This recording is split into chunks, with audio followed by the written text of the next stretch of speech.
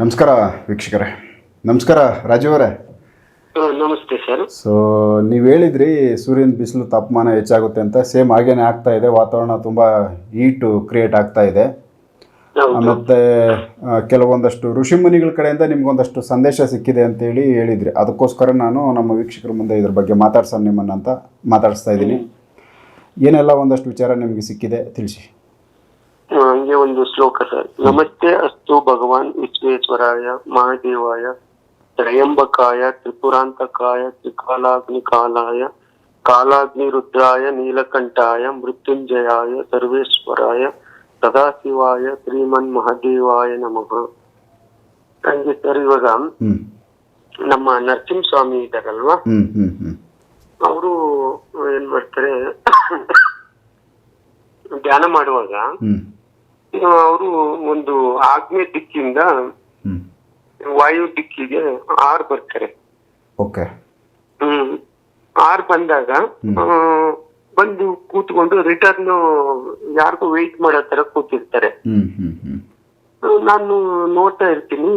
ಆವಾಗ ಹಿಂದ್ಗಡೆಯಿಂದ ತಿಮಿಂಗಲ ರೂಪದಲ್ಲಿ ಒಂದು ಅಸುರ ಬರುತ್ತೆ. ಬರ್ಬೇಕಾದ್ರೆ ಅದ್ರ ಹಲ್ಲುಗಳು ಕಾಣ್ತಾ ಇದೆ ಮೇಲ್ಗಡೆ, ಅಡಿನಲ್ಲಿ ಹಲ್ಲಿರುತ್ತೆ, ಬಾಯಲ್ಲಿ ಸಣ್ಣ ಸಣ್ಣ ಹಲ್ಲಿಗಳು ಕಾಣ್ತಾವಲ್ಲ ನೋಡಿ ಒಂದ್ ಸೈಡು, ಆ ರೀತಿ. ಆವಾಗ ಅದನ್ನ ಒಂದ್ ಕೈ ಅಡಿಲ್ ಕೈ ಹಾಕಿ ಮೇಲೊಂದ್ ಕೈ ಹಾಕಿ ಉಲ್ಟಾ ಮಡಿ ಹಸಿತಾರೆ ನರಸಿಂಹಸ್ವಾಮಿ. ತಿಮಿಂಗ್ಲ ರೂಪದಲ್ಲಿ ಬಂತಲ್ಲ ಧ್ಯಾನ ಮಾಡುವಾಗ, ಆವಾಗ ಅವ್ರಿಗೆ ಎಫೆಕ್ಟ್ ಮಾಡುತ್ತೆ ಅಂತ. ಆವಾಗ ಅದನ್ನ ಉಲ್ಟಾ ಮಾಡಿ ಎಸ್ಬಿಟ್ಟು ಒಂದ್ಸಾರಿ ರೌಂಡ್ ಹೊಡಿತಾರೆ, ಗಿಡ ರೌಂಡ್ ಹೊಡೆದು ಬಿಡ್ತಾರೆ. ಅದು ಎತ್ತ ತಕ್ಷಣ ಹೋಗ್ಬಿಡುತ್ತೆ ಹೊರಗಡೆ. ಈ ರೀತಿ ಒಂದು ಅನುಭವ ಆಯ್ತು ಸರ್. ಇದು ಯಾವಾಗಾಗಿದ್ದು? ಇದು ಒಂದು ವಾರದ ಹಿಂದೆ. ಆಮೇಲೆ ಮತ್ತೆ 13ನೇ ತಾರೀಕು ಏಕಾದಶಿ ಇತ್ತಲ್ಲ ನೋಡಿ, ವೀರಬ್ರಹ್ಮೇಂದ್ರ ಸ್ವಾಮಿ ಅವರು ಅವರು ಕೂತಿರ್ತಾರೆ ಧ್ಯಾನ ಮಾಡ್ತಾ, ಸ್ಮರಣೆ ಮಾಡ್ತಾ.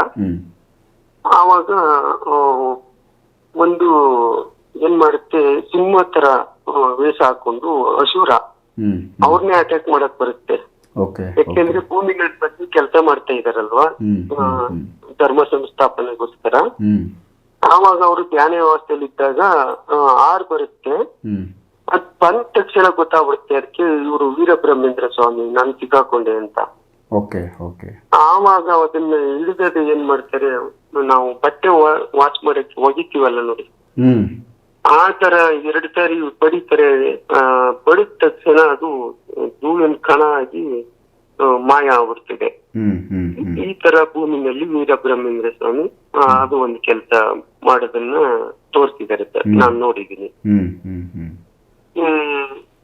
ಈ ರೀತಿ ಆದ್ಮೇಲೆ ಆಮೇಲೆ ನಮ್ಮ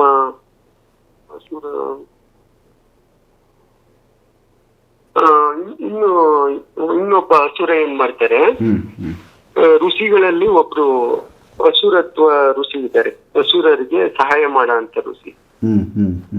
ಅವರು ನಾನು ದೇವತೆಗಳ ಋಷಿ ಅನ್ಕೊಂಡಿದ್ದೆ ನಾನು ಕೂಡ ಸ್ವಲ್ಪ ದಿನದಿಂದ. ಆಗ ಧ್ಯಾನ ಮಾಡುವಾಗ ದೇವತೆಗಳು ಹೇಳಿದ್ರು, ಇಲ್ಲ ಇದು ಅಸುರರಿಗೆ ಹೆಲ್ಪ್ ಮಾಡ ಅಂತೇವನು ಅಂತ. ಅವ್ರು ಏಕವಚನದಲ್ಲಿ ಸ್ವಲ್ಪ ಮಾತಾಡಿದ್ರು. ಆವಾಗ ನನಗೆ ಮನವರಿಕೆ ಆಯ್ತು. ಆವಾಗಿಂದ ಸ್ವಲ್ಪ ನೋವಾಯ್ತು, ಯಾಕೆಂದ್ರೆ ಅವ್ರನ್ನು ಆರಾಧನೆ ಮಾಡ್ತಾ ಇದ್ನಲ್ಲ. ಹಾಗಾಗಿ ಅವ್ರ ಹೆಸರು ಹೇಳಿದ್ರೆ ಕೆಲವರು ನಂಬಲ್ಲ, ಆದ್ರಿಂದ ಅವ್ರ ಹೆಸರು ತಗೊಳಲ್ಲ ನಾನು ಸದ್ಯಕ್ಕೆ. ಅವ್ರಿಗೆ ಯಾಕೆಂದ್ರೆ ಅವ್ರಿಗೆ ಮನವರಿಕೆ ಆಗೋಕು ಧ್ಯಾನ ಮಾಡಿ. ಹಂಗಾಗಿ ಅವ್ರು ಏನ್ ಮಾಡ್ತಾರೆ, ನಾನು ಇಂಥವ್ರಿಗೆ ಸಹಾಯ ಮಾಡೋದು ಅಂತ ಕನ್ಫರ್ಮ್ ಆಗಿ ತಾವೇ ಬಂದು ಕೂತ ಹೇಳ್ತಾರೆ ನನಗೆ ಧ್ಯಾನ ಮಾಡುವಾಗ. ಅದಕ್ಕೆ ನೀವು ಹೊರಡೋ ಟೈಮ್ ಆಯ್ತಲ್ಲ, ನೀವ್ ಯಾಕೆ ಇಲ್ಲಿದ್ದೀರಾ ಅಂತ ಕೇಳ್ತೀನಿ. ಆವಾಗ ನೋಡಿ, ನಾನು ಸ್ವಾಮಿ ನನ್ಗೆ ಆದೇಶ ಕೊಟ್ಟಿರ್ತಾರೆ, ನೀನು ಕಂಡೀಷನ್ ಮಾತಾಡ್ಬೋದು ಅಂತ. ಆವಾಗ ನಾನು ಹೇಳ್ತೀನಿ, ನೋಡಿ ಇವಾಗ ರಾಮ ಅವರು ಬರೋ ಟೈಮ್ ಆಯ್ತು, ನೀವು ಈ ಜಾಗದಲ್ಲಿ ಇರಂಗಿಲ್ಲ, ಹೊರಡ್ಬೇಕು ಅಂತ ಹೇಳ್ತೀನಿ ನಾನು. ರಾಮ ಅವ್ರ ಹೆಸರು ಹೇಳಿದ ತಕ್ಷಣ ಭಯ ಸ್ಟಾರ್ಟ್ ಆಗುತ್ತೆ ಅವ್ರ ಒಳಗಡೆ. ರಾಮ ಅಂದ್ರೆ ಇವಾಗ ಬರ ಅಂತ ಕಲ್ಕಿ ಪರಮಾತ್ಮ ಅವರೇನ ರಾಮನ ಅವತಾರ ಮಾಡ್ತಾ ಇರೋದು? ರಾಮನೇ ಆತರ ಅವತಾರದಲ್ಲಿ ರಾಮ ಅವರೇ ಕಲ್ಕಿಯಾಗಿ ಬರ್ತಾ ಇರೋದು. ಹಂಗಾಗಿ ಆ ಹೆಸರು ಕೇಳಿದ ತಕ್ಷಣ ಭಯ ಸ್ಟಾರ್ಟ್ ಆಗುತ್ತೆ ಅವ್ರಿಗೆ. ತಿರುಗಿ ನೋಡದೆ ಓಡ್ಬಿಡ್ತಾರೆ. ಆಮೇಲೆ ಈ ರೀತಿ ಒಂದು ದೃಶ್ಯ ಸರ್. ಇಲ್ಲಿ ಭೂಮಿಯಲ್ಲಿ ಇವಾಗ ಕೆಲಸ ಕಾರ್ಯಗಳು ಮಾಡ್ತಕ್ಕಂಥದ್ದು ದೇವರು, ದೇವತೆಗಳು, ಋಷಿಗಳು, ಅದನ್ನ ವಿವರಣೆ ಮಾಡ್ತಾ ಇದ್ದೀನಿ. ಆವಾಗ ಏನ್ ಮಾಡಿದ್ರು, ಇವರು ಸ್ವಲ್ಪ ನನಗೆ ತೊಂದ್ರೆ, ಈ ರೀತಿ ತೊಂದರೆ ಕೊಡೋ ರೀತಿನಲ್ಲಿ ಬರ್ತಾ ಇದ್ರಲ್ಲ, ಹೋಗ್ತಾ ಇದ್ರಲ್ಲ, ಆವಾಗ ಏನ್ ಮಾಡಿದ್ರು, ರಾಮ ಅವರು ನಾನು ಧ್ಯಾನ ವ್ಯವಸ್ಥೆನಲ್ಲಿ ಮಲಗಿರ್ಬೇಕಾದ್ರೆ ಬಂದು ಕಾಣಿಸ್ಕೋತಾರೆ, ದರ್ಶನ ಕೊಡ್ತಾರೆ. ಮತ್ತೆ ಲಕ್ಷ್ಮೀ ತಾಯಿ ನಮ್ಮ ತಲೆ ಭಾಗದಲ್ಲಿ ದರ್ಶನ ಕೊಡ್ತಾರೆ. ಆಂಜನೇಯ ಸ್ವಾಮಿ ಕೆಳಗಡೆ ಕೂತ್ಕೊಂಡು ಅವರು ಒಂದು ಕಾಮಿಡಿ ರೀತಿ ಒಂದು ಮುಸ್ಕ್ ಹಾಕೊಂಡಿರ್ತಾರೆ, ಮಾಡಿರ್ತಾರೆ. ಅದು ಬೇಜಾರಾದಾಗ ಅವ್ರು ನಗಿಸಕ್ಕೆ ರಾಮ ಅವ್ರನ್ನು ನಗಿಸ್ತಾರೆ, ಸೀತಾಮಾತೆಯನ್ನು ನಗಿಸ್ತಾರೆ ಅವರು. ಆ ರೀತಿ ರೂಪದಲ್ಲಿ ಬಂದ್ಬಿಡ್ತಾರೆ. ಆ ಧ್ಯಾನ ವ್ಯವಸ್ಥೆಯಲ್ಲಿ ಇದ್ರು ನನಗೂ ಕೂಡ ನಗು ಬಂದ್ಬಿಡುತ್ತೆ. ಆ ರೀತಿ ಮಾಡಿದ್ರು ನನ್ನ ಆಂಜನೇಯ ಸ್ವಾಮಿ ಅವರು. ಅವಾಗ ಹೇಳಿದ್ರು, ಮತ್ತೆ ಮಾರನೇ ಧ್ಯಾನ ಕೂತ್ಕೊಂಡಾಗ ನೀನು ಕದ್ರಿ ಮಂಜುನಾಥ ಸ್ವಾಮಿ ದರ್ಶನ ಮಾಡಿ ಬಾ, ಮುಂದಿನ ಕಾರ್ಯಗಳನ್ನೆಲ್ಲ ನಾವು ನೋಡ್ಕೋತೀವಿ ಅಂತ ಹೇಳಿದ್ರು. ಹಂಗಾಗಿ ಇವಾಗ ನಾವು ಇಲ್ಲಿಗೆ ಶುಕ್ರವಾರ ನೈಟು ಕದ್ರಿ ಮಂಜುನಾಥ ಸ್ವಾಮಿ ಅಲ್ಲಿ ಹೋಗಿ ಶನಿವಾರ ದರ್ಶನ ಮಾಡಿ ಬಂದ್ವಿ. ಹಂಗಾಗಿ ಇವಾಗ ಭೂಮಿನಲ್ಲಿ ಈ ತರ ಎಲ್ಲ ನಡೀತಾ ಇದೆ ಸರ್. ಎಲ್ಲ ದೇವತೆಗಳು ಕೆಲಸ ಮಾಡ್ತಾ ಇದ್ದಾರೆ. ಅಲ್ಲಿಂದ ಬಂದ ತಕ್ಷಣ ಶುಕ್ರವಾರ ಬೆಳಿಗ್ಗೆ ಒಂದು ಕಮಲ ಪಾತ್ರೆ, ಕಮಲ ದಳ ಇರುತ್ತಲ್ಲ ನೋಡಿ, ಆ ತರ ದಳ ಜೋಡಿಸ್ತೀವಲ್ಲ, ಆ ತರ 8 ದಳೆ ಜೋಡ್ತಿರೋ ಅಂತ ಪಾತ್ರೆ ರೌಂಡು. ಅದ್ರೊಳಗಡೆ ಕಲ್ಮಶವಾದ ನೀರು ಗಡಿಸುತನದಿಂದ ಕಾಣ್ತಾ ಇದೆ, ತುಂಬೋಗ್ಬಿಟ್ಟಿದೆ. ಅದನ್ನ ದೇವತೆಗಳೆಲ್ಲ ಹೊರ ಹಾಕ್ತಾರೆ.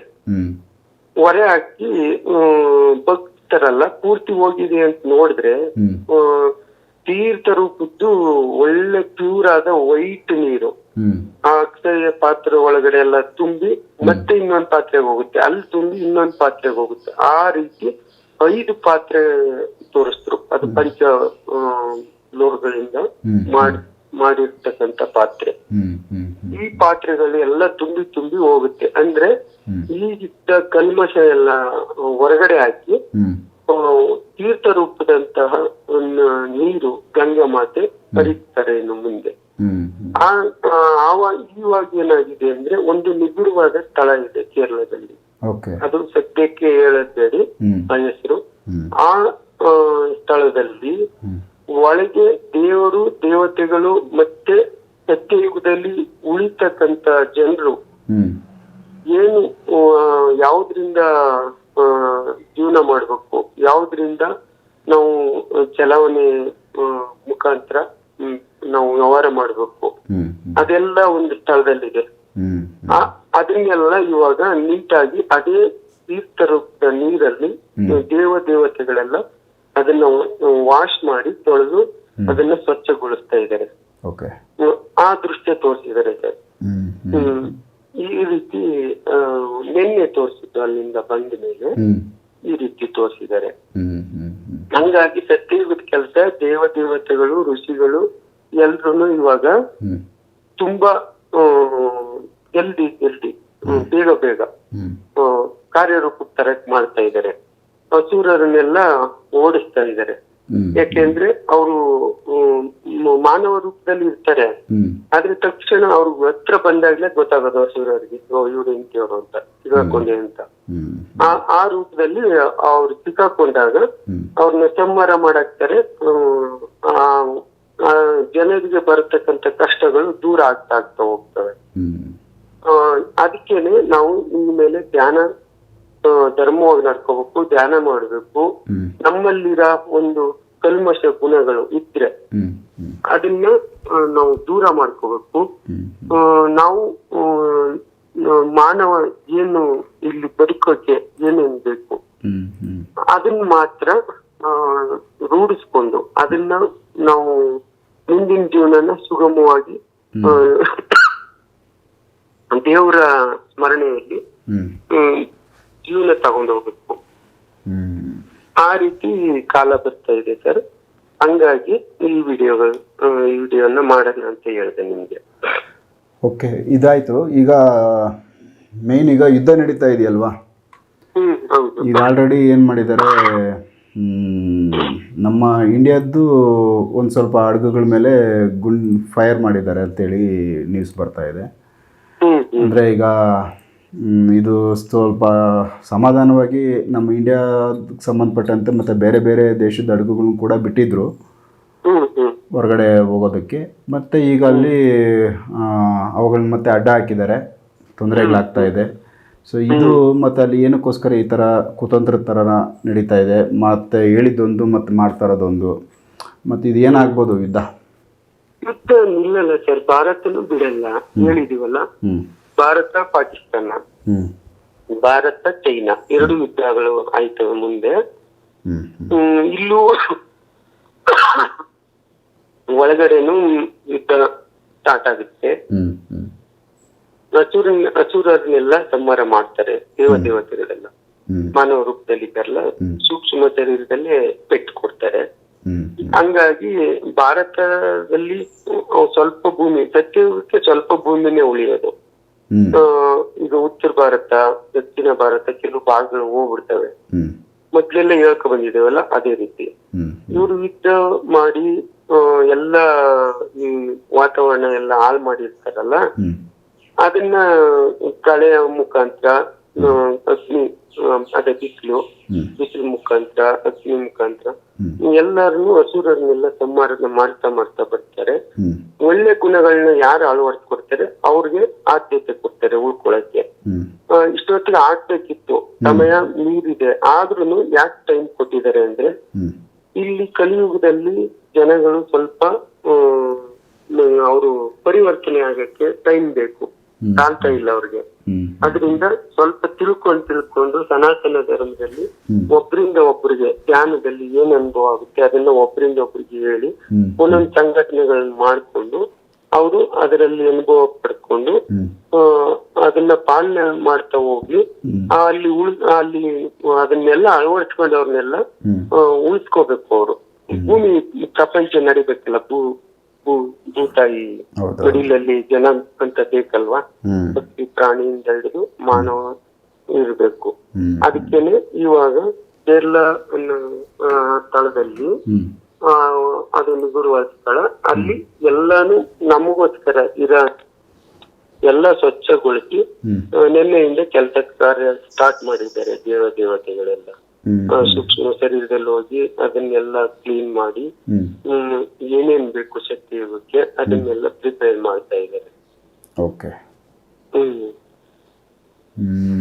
ಸೊ ಈಗ ಬಂದು ಈಗೇನು ಇರಾನ್ ಮತ್ತು ಇಸ್ರೇಲು, ಅಮೇರಿಕಾ ಇವು ಮೇಯ್ನ್ ಆಗಿದಾವಲ್ಲ, ಇದು ತಣ್ಣಗೆ ಆಗ್ತಾ ಇಲ್ಲ. ಮತ್ತು ಪಾಕಿಸ್ತಾನ ಕೂಡ ಇದನ್ನು ಸಂಧಾನ ಮಾಡೋಕ್ಕೆ ಕೈ ಇಟ್ಟು ಅದಾಗಿಲ್ಲ.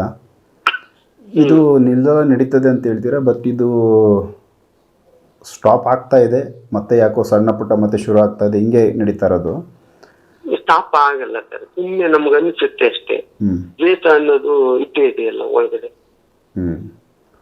ಸೊ ಈಗ ಗ್ಯಾಸ್ ಆಗ್ಬೋದು, ಪೆಟ್ರೋಲಿಯಂ ಆಗ್ಬೋದು, ಇವುಗಳಿಗೆ ಸಂಬಂಧಪಟ್ಟಂತೆ ಕೃತಕವಾಗಿ ಬೇರೆ ಇನ್ನೇನೋ ಆಲ್ಟರ್ನೇಟಿವ್ ಮಾರ್ಗಗಳು ಸಿಗ್ತಾವ ನಮಗೆ, ಇಲ್ಲ ಸ್ವಲ್ಪ ಇವೆಲ್ಲನೂ ಡಿಸ್ಟರ್ಬ್ ಆಗ್ತದ ಮುಂದೆ? ಇಲ್ಲ, ಡಿಸ್ಟರ್ಬ್ ಆಗುತ್ತೆ. ಏನು ವೆಹಿಕಲ್ಸ್ ಗಳು ಕಮ್ಮಿ ಮಾಡ್ಬೇಕಾಗುತ್ತೆ, ಚೈನ್ ಲಿಂಕ್ ಕಟ್ ಆಗುತ್ತೆ, ಆಹಾರನು ಕೂಡ ಕಮ್ಮಿ ಆಗುತ್ತೆ, ಇನ್ನು ಈ ತರದ ಆಹಾರಗಳು ಸಿಗಲ್ಲ. ಆಮೇಲೆ ಬರ್ತಾ ಮಳೆ ನೀರು ಕುಡಿಯೋದಕ್ಕೂ ಕಷ್ಟ ಆಗುತ್ತೆ. ನಾವು ವಾಸ ಮಾಡೋ ನಗರಗಳಲ್ಲಿ ನೀರು ಸಿಗಲ್ಲ, ವಲಸೆ ಹೋಗ್ಬೇಕಾಗುತ್ತದೆ. ಭೂಕಂಪಗಳು ಬರ್ತವೆ. ಪಂಚಭೂತಗಳಿಂದ, ಯುದ್ಧಗಳಿಂದ ಎಲ್ಲ ಇನ್ಮೇಲೆ ಎಲ್ಲ ರೀತಿಯಲ್ಲಿ ಪರಮಾತ್ಮ ಇದ್ ಮಾಡ್ತಾರೆ, ಏನ್ ಹೇಳಿ ಧರ್ಮ ಸಂಸ್ಥಾಪನೆಗೋಸ್ಕರ ಕೆಲಸ ಮಾಡ್ತಾ ಇದ್ದಾರೆ. ಅದಕ್ಕೇನೆ ಮನಸ್ಸನ್ನ ಶುದ್ಧವಾಗಿ ಧರ್ಮವಾಗಿ ಯಾರು ಅಳವಡಿಸ್ಕೊತಾ ಹೋಗ್ತಾರೆ. ಅವ್ರಿಗೆ ಆದ್ಯತೆ ಕೊಡ್ತಾರೆ, ತುಂಬಾ ಆದ್ಯತೆ ಕೊಡ್ತಾರೆ, ದರ್ಶನ ಕೊಡ್ತಾರೆ, ಸೂಕ್ಷ್ಮ ರೂಪದಲ್ಲಿ ದರ್ಶನ ಕೊಡ್ತಾರೆ, ಋಷಿಗಳ ದರ್ಶನ ಕೊಡ್ತಾರೆ, ಅವ್ರಿಗೆ ಎನ್ಕರೇಜ್ ಮಾಡ್ತಾರೆ, ಇವೆಲ್ಲ ಮಾಡ್ತಾ ಹೋಗ್ತಾರೆ. ಆವಾಗ ಅವ್ರಿಗೆ ಆತ್ಮವಿಶ್ವಾಸ ಜಾಸ್ತಿ ಆಗುತ್ತೆ. ಒಳ್ಳೆ ರೀತಿ ದೇವ್ರ ಮಾರ್ಗವನ್ನು ಅನುಸರಿಸೋರಿಗೆ ಆತ್ಮವಿಶ್ವಾಸ ಜಾಸ್ತಿಯಾಗಿ ಏನೇ ಕಷ್ಟ ಬಂದ್ರು ಅದನ್ನ ಫೇಸ್ ಮಾಡೋ ಅಂತ ಶಕ್ತಿ ಪಡ್ಕೋತಾರೆ. ಬೇರೆ ರೀತಿನಲ್ಲಿ ತಲೆಗೆ ತುಂಬಿಕೊಂಡಿರೋರು ಅದನ್ನ ಏನ್ ಮಾಡ್ತಾರೆ, ಅದ್ರಿಂದ ಈ ತರ ಮಾಡಕ್ ಆಗ್ಲಿಲ್ವಲ್ಲ, ಹಿಂಗ ಆಗೋಯ್ತಲ್ಲ ಅನ್ನೋ ಯೋಚನೆಯಲ್ಲಿ ಕೊರಗಿ ಅವರು ಒಳ್ಳೆ ದಾರಿಗೆ ಮಾರ್ಗ ಸಿಕ್ಕಿದೇನೆ ಒಂದು ಚಿಂತೆಗೀಡಾಗಿ ವಾತಾವರಣಲ್ಲೂ ಬದುಕಕ್ಕಾಗಲ್ಲ, ಚಿಂತೆ ಬಿಟ್ಟು ಇರಕ್ಕಾಗಲ್ಲ, ಮಾನಸಿಕವಾಗಿ ನೋಯ್ತಾರೆ, ಇಲ್ಲಿ ಪಂಚಭೂತಗಳಿಂದ ನೋವು ಅನುಭವಿಸ್ತಾರೆ. ಹಂಗಾಗಿ ದೇಹ ದಣಿದು ಅವರು ವಿಕೋಪ ಅಂತ ತಲುಪಿಬಿಡ್ತಾರೆ. ಅದನ್ನ ಮಾಡ್ಕೋಬಾರ್ದು ಅಂತಾನೆ ನಾವು ಇವಾಗ್ಲಿಂದ ಧ್ಯಾನ ಮಾಡಿ, ಸಪ್ತ ಋಷಿಗಳ ಮಾರ್ಗ ಮಾಡಿ, ಆಮೇಲೆ ದೇವತೆಗಳ ಮಾರ್ಗ ಮಾಡಿ, ಅದರಿಂದ ಒಳ್ಳೇದಾಗುತ್ತೆ. ಮುಂದೆ ಜೀವನ ಸುಗಮವಾಗುತ್ತೆ. ಯಾವುದೇ ಕಾಲ ಬರ್ಲಿ, ಎಂತ ಬಿಸಿಲೇ ಬರ್ಲಿ, ಸ್ವಾಮಿ ಕಾಪಾಡ್ತಾರೆ, ಎಂತ ಪ್ರಳಯನೇ ಬರ್ಲಿ ಸ್ವಾಮಿ ಕಾಪಾಡ್ತಾರೆ ಅಂತ ತಿಳಿಸ್ತಾ ಹೋಗ್ತಾ ಇದೀವಿ ಸರ್. ಅದನ್ನ ಅರ್ಥ ಮಾಡ್ಕೋಬೇಕು. ಆಮೇಲೆ ನಮ್ಮಲ್ಲಿ ಇವಾಗ ಏನಂದ್ರೆ ನನ್ ನಂಬರ್ ಇದೆಯಲ್ಲ, ಅದಕ್ ಮಾತ್ರ ವಾಯ್ಸ್ ಮೆಸೇಜ್ ಮಾಡಕ್ ಹೇಳಿ, ಪರಿಹಾರ ಕೇಳಕ್ ಹೋಗ್ಬಾರ್ದು. ಧ್ಯಾನದ ಮುಖಾಂತರ ಪರಿಹಾರ ಸಿಗುತ್ತೆ. ಧ್ಯಾನ ಮಾಡಿ, ಅಕಸ್ಮಾತ್ ಧ್ಯಾನದಲ್ಲಿ ಮಾರ್ಗ ಸರಿಯಾಗಿ ಗೊತ್ತಾಗ್ಲಿಲ್ಲ ಅಂದ್ರೆ ನಾವು ಗ್ರೂಪ್ ಅಂತ ಮಾಡ್ಕೊಂಡಿದೀವಿ. ಇವಾಗ ದಶರಥ ರಾಮ ಅಂತ ಗ್ರೂಪ್ ಮಾಡಿದೀವಿ ಸರ್, ಹೊಸ ಗ್ರೂಪ್. ಇವಾಗ ಬೇರೆ ಇಲ್ಲ, ಯಾವ್ದೋ ಮೊದ್ಲು ಹೇಳ್ತಿದ್ವಲ್ಲ ಅಯೋಧ್ಯ ರಾಮ ಅಂತ, ಅದು ಹೆಸರು ಚೇಂಜ್ ಆಗಿದೆ. ಆಮೇಲೆ ಬೇರೆ ನಂಬರ್ಗೆ ಫೋನ್ ಮಾಡಬೇಡಿ. ಇವಾಗ 2 ವಿಡಿಯೋ, ಇದು ಮತ್ತೆ ಹಿಂದಿನ ವಿಡಿಯೋ, ಅದ್ರಲ್ಲಿ ಏನ್ ಬರುತ್ತೆ ನಂಬರ್ ಲಾಸ್ಟ್ ಅಲ್ಲಿ 265, ಆ ನಂಬರ್ ಮಾತ್ರ ನೀವು ಯಾವ್ದೇ ಕಾಂಟ್ಯಾಕ್ಟ್ ಮಾಡ್ಬೇಕಾದ್ರೂ ಮಾಡಿ. ಬೇರೆ ನಂಬರ್ ಇಂದ ಏನಾದ್ರೂ ತೊಂದರೆ ಆದ್ರೆ ನಿಮ್ಗೆ ನಾನ್ ಜವಾಬ್ದಾರ ಅನ್ನಲ್ಲ. ಇದು ವಿಷಯ ತಿಳಿಸ್ಬಿಡೋಣ ಸರ್. ಆಯ್ತು. ಈಗ ಮಳೆ ಏನಾದ್ರು ಶುರು ಆಗುತ್ತಾ? ಬೇಸಿಗೆ ಈ ತರ ತಾಪಮಾನ ಶುರು ಆಗ್ತಾ ಇದೆಲ್ಲ, ಅತಿಯಾದ ಮಳೆ ಏನಾದ್ರು ಬರ್ಬೋದಾ, ಇಲ್ಲ ಮಳೆ ಲೇಟ್ ಆಗುತ್ತಾ ಏನು? ಮಳೆ ಬಂದ್ರೂನು ಒಂದ್ಸರಿ ಬಂದು ರಭಸವಾಗಿ ಹೋಗ್ಬಿಡ್ತಿದೆ ಸರ್ ಮಳೆ. ಆದ್ರೆ ಬೆಳೆಗೆ ಅನುಕೂಲ ಆಗಲ್ಲ. ಈಗ ಬಿಸಿಲಲ್ಲಿ ಒಣಗುತ್ತೆ, ಮಳೆ ಬಂದ್ರೆ ಕೊಚ್ಕೊಂಡು ಹೋಗುತ್ತೆ. ಈ ರೀತಿ ವಾತಾವರಣ.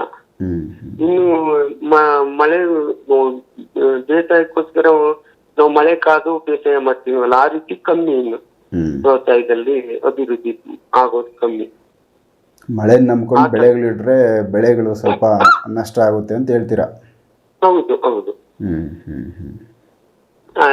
ಆ ರೀತಿ ಆಗುತ್ತೆ ಮುಂದೆ. ಅದಕ್ಕೆ ಇದರಿಂದ ಬಚಾವ್ ಆಗ್ಬೇಕು ಅಷ್ಟೇ. ಜ್ಞಾನ, ಒಳ್ಳೆ ಮಾರ್ಗ, ಧರ್ಮ, ಇದ್ರಲ್ಲಿ ಬಚಾವ್ ಹೋದ್ರೆ ಮಾತ್ರ ಜೀವನ ಮಾಡಕ್ಕೆ ಮುಂದಿನ ದಿನಗಳಲ್ಲಿ ಅವಕಾಶ. ಮೇಲೆ ಬೇರೆ ಸಲ ಕಿತ್ಕೊಂಡು ಚಿಂತೆ ಮಾಡ್ಕೊಂಡ್ರೆ ಅವಕಾಶ ಕಮ್ಮಿ ಇದೆ. ಓಕೆ. ಮೇಯ್ನಾಗೆ ಈಗ ಬೇಸಿಗೆ ಬಿಸಿಲು ಜಾಸ್ತಿ ಇದೆ, ಅದಕ್ಕೆ ತಂಪಾಗಬೇಕು ಅಂದರೆ ಮಳೆ ಚೆನ್ನಾಗಿ ಹೊಡಿಬೇಕು. ಈಗ ಆಲ್ರೆಡಿ ಇದು ಏಪ್ರಿಲ್ ಇನ್ನೇನು ಮುಗಿತಾ ಬರ್ತಾ ಇದೆ. ಮೇ, ಜೂನ್, ಜುಲೈಗಳಲ್ಲಿ ರೆಗ್ಯುಲರ್ ಮಳೆಗಳು ಬೀಳ್ತಾವ, ಇಲ್ಲ ಅದರಲ್ಲಿ ಏನಾದರೂ ಏರುಪೇರು ಆಗುತ್ತಾ ಈ ಸರಿ ಮಳೆಗಾಲ?